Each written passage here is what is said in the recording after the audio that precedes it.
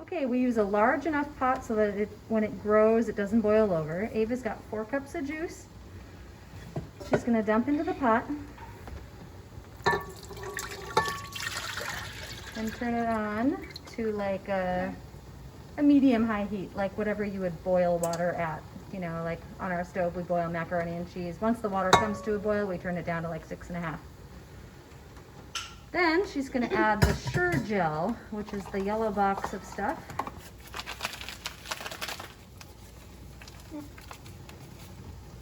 And I always leave the box of Sure Gel and the empty bag on the counter until I'm done with the batch to know if I added it or not. And then once I'm done and I clean up and set up for the next round, I throw it away so I know if I added it or not.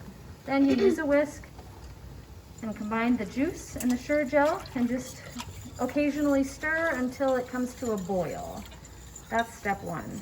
To get set up to begin ladling the jelly into the jars, you might want a plate with a larger spoon to skim off the foam, a place to set your pot full of hot jelly, and a ladle, and then a surface that can handle hot things. So I put a cutting board over our counter because I don't like to put hot things on it, and the ladle in the jars. And then also a damp paper towel, so that and then the lids, and then a hot place to put your hot pot with your seals. So we've got these seals on low, just gently heating up. You don't want them to boil, you don't want to ruin the rubber, but you want them to be warm when you put them on your filled jar. We're getting close to the Sure Gel and the juice boiling.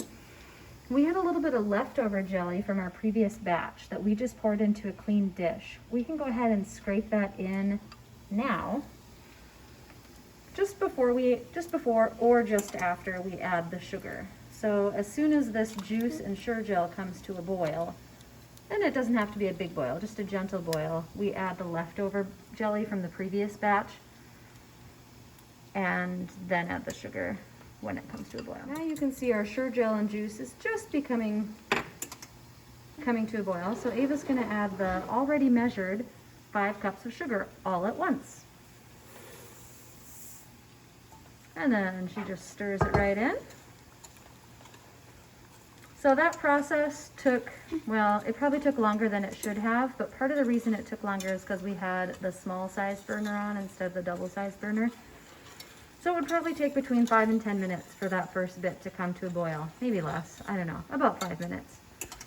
Now, once the sugar's in, you want to stir fairly regularly, but not too often, because the more you stir, the more foam you're going to get. But if you don't stir enough, your sugar's going to burn to the bottom. So you want to probably keep going a little bit, Ave. And then we're just going to kind of wait for it to come to a boil. So Ava continuously, occasionally stirred to make sure that it never stuck to the bottom. And now you can see it's starting to boil, but it's not a hard boil, because when she stirs it, the boil stops. So you want to keep going until it boils enough that you can't stir it out. So we're kind of getting there. So we're going to turn the heat down right now so that we don't have a boil over. If it's a gas stove, you can do it instantly. Give it a stir, Ave. Yep, still boiling. So we're going to set a timer for 1 minute. 1:00, start. And we're going to let this boil for a solid minute. And as soon as it's done boiling for 1 solid minute, we're going to remove it from the heat and begin ladling it into the jars. And be careful that it doesn't grow too big. Be ready to lift it off the heat if you need to. Okay, we've got just a few seconds left. As you can see, it didn't grow over our pot, so we always use a big pot to make sure we don't have a boil over. Now we turn off the timer and grab the 2 pot holders and carry it over to our hot pad. Got it? Mm-hmm. Okay. Oh, that's surprisingly light. Yeah, it is surprisingly light. I was thinking about it to be so much heavier. Okay, now as it sits a little bit, the foam is going to kind of form. So Ava's got the big spoon.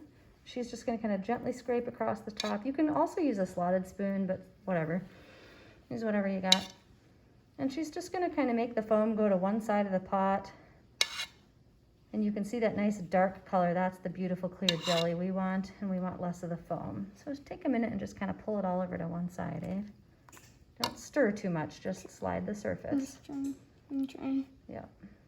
Sort of just get that little layer of foam. And then we're just putting it on a plate that we're just gonna toss. You won't be able to get all the foam, and that's okay. We'll just kind of push it to the side as we ladle and call it good. Then just make sure that your pot is close to the edge of your cutting board and your ladle-y thingy, what's that called, a funnel, and begin scooping.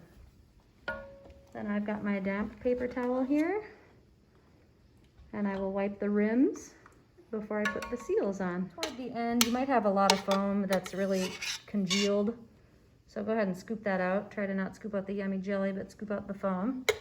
I'm even gonna grab the kitchen spoon, and if you get a really big glob in your jar, you can even scoop it out. I'm just gonna set this here so that it looks a little prettier. So the first thing we did was out of the top of the pot, why don't you look in the pot here, Emmy, had some foam when it was done boiling. So we just took a spoon and spooned off as much of the foam as we could in a very quick amount of time because we don't want to waste time letting our stuff cool down. Oops, sorry, I just got jelly on Ava's arm. You also got a little jelly on the bottom of this. But... Yep. And now Ava is ladling into the jars, and you want to get the headspace pretty high, kind of as high as you think you can without the lid dipping into it. So about like that much. And Can it'll you get look a jar ready? Yep, it'll look like more. We might need to clean up our space here. It'll look like more when the blue thing is in. The funnel? Yeah, the funnel. And then what I'm doing is I wipe off the rim to make sure that when I set the warm metal thing, look over here, the warm metal thing on top, that it has a good seal and it's not interfering with anything. And then someone can get the next jar ready and slide it out of the way. The trick with this part is you want to do it pretty quickly so that things stay hot. Otherwise they won't have a big enough temperature change to seal when they cool. Okay, you can probably be done. You can turn up this part. Oh, okay. Now one thing to pay attention to once the jars have been filled and are sitting, I kind of leave them set apart so that they can cool. And when they cool, they'll seal. And if you get down low and look at them, trying to catch it in the light, you can tell that this one has a bubble there still. You don't want to touch it and push it down. You want to let nature do that by it cooling.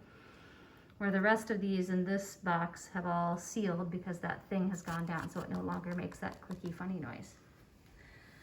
And over here, this one is sealed, this one is not sealed, not sealed, sealed, sealed, sealed. So pay attention to that. Once the jars are cool, I just give the lid one more twist to make sure that it's fairly tight. It's funny when I look at that in the light, it doesn't look sealed, but it is actually depressed, it's not up. I just make sure that they're sealed tight, and you know, if they're all spaced out and they're cool, then you can just put them all together in a jar. And once the seal is done, then you can begin labeling it. But don't seal it or don't label it before it's sealed, because you don't want to artificially press the seal down like these ones. This one's, ooh, I love that sound. This one has not gone down yet. I don't know if you can tell. But once it goes down, then it's sealed. And once you have a little bit left over, you can all take a little taste test or put it on some bread or something like that. But yeah.